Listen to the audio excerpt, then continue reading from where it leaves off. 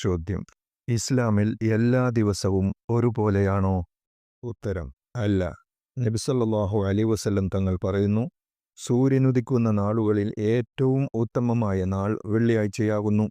മറ്റു ദിവസങ്ങൾക്കൊന്നുമില്ലാത്ത മഹത്വം വെള്ളിയാഴ്ചക്കുണ്ടാവാൻ 10 കാരണങ്ങളുണ്ട്. ഒന്നാമത്തെ കാരണം: അന്നാണ് ആദം നബി അലൈഹിസ്സലാമിനെ അള്ളാഹു സൃഷ്ടിച്ചത്. 2. വെള്ളിയാഴ്ചയാണ് ആദം നബി അലൈഹിസ്സലാമിന് സ്വർഗത്തിലേക്ക് പ്രവേശനം നൽകിയത്. 3. സ്വർഗത്തിൽ നിന്ന് പുറത്താക്കപ്പെട്ട് ഭൂമിയിലേക്ക് ആദം നബി അലൈഹിസ്സലാം കാലുകുത്തിയതും വെള്ളിയാഴ്ചയാണ്.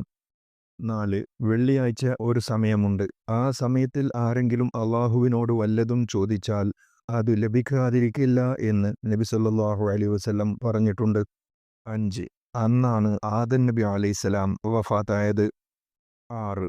അന്നാണ് ലോകാവസാനം ഉണ്ടാവുക. 7.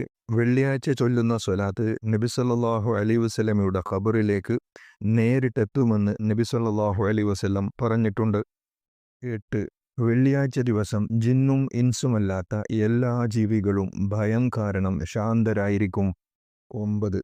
അന്ന് പാവങ്ങളുടെ ഹജ്ജ് എന്ന് നബി സല്ലല്ലാഹു അലൈഹി വസല്ലം വിശേഷിപ്പിച്ച ജുമുഅ നിസ്കാരത്തിൻ്റെ ദിവസമാണ്.